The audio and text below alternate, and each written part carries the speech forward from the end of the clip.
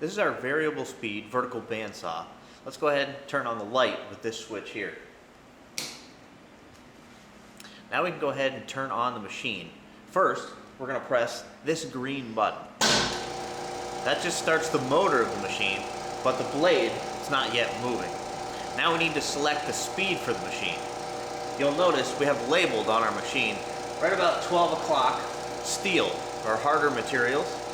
Right about 3 o'clock we have softer materials, aluminum, plastics, and wood.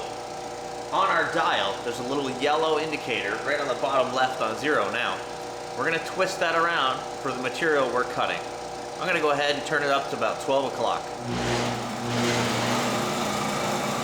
Now the blade's spinning, we can cut our material. When we're done, we're going to want to shut it back off by putting the speed back down to 0. The blade takes a second to come to a complete stop, and then we can hit the red button. While using the bandsaw, do not use your hand to brush off chips. They could be sharp metal chips that can become embedded in your hand. Also, your hand could be getting close to the blade. If you need to clean the bandsaw, first, make sure the machine is off so the blade's not moving, and use a brush to clean the machine. Take your time cleaning around the blade because it's still sharp. A bandsaw can cut most materials you'll find here in the shop. We can cut woods, plastic, and metals. Some exotic metals and materials such as glass, ceramics, and hardened steel cannot be cut on this machine.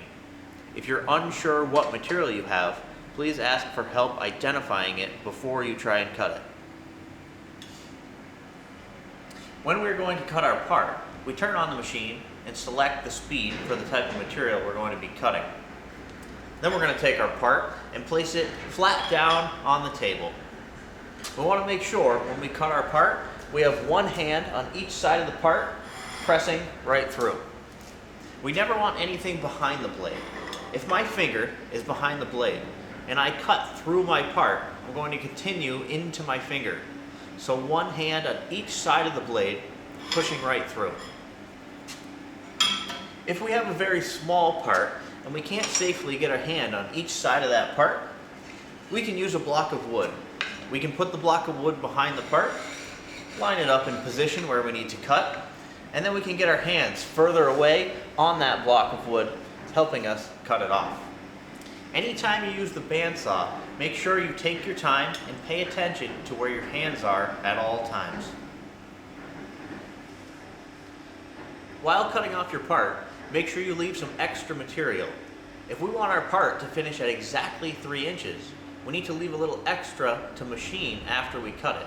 I would cut the part about 1/8 of an inch longer when I'm using the bandsaw. The guide on the machine, right here, can be raised or lowered. If we need to raise it, we use this lever here. Raising the guide up, and then we can accommodate if we need to cut a thicker part. If your part isn't very thick, like this part here, we want to make sure we lower the guide back down.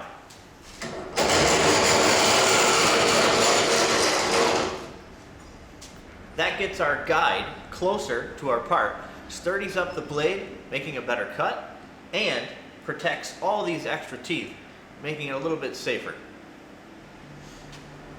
While cutting with the bandsaw, your part should always be flat down on the table so it can't move or rock while it's cutting. That means if you have a round or odd shaped part that you need to cut, you need to hold it with something to prevent it from moving. If I have this round piece of rod right here and I try to cut it, it could spin or rotate as I'm trying to cut. What I need to do is put it flat down on the table, and with the help of this vise right here, put the vise upside down over the part and then clamp it into place, making sure it's nice and snug and it's not going to move. Then I can simply hold onto the vise and push the vise through so my part can't rotate on me. That's our variable speed vertical bandsaw. We use this machine a lot in the shop. It's very convenient when you come in the shop and you have a piece of material that's too long and you need to roughly cut to size. Again, there's a few different things going on with the machine, so if you forget or have any questions on how to safely operate the machine, Before cutting, stop, come to the staff, and ask for help.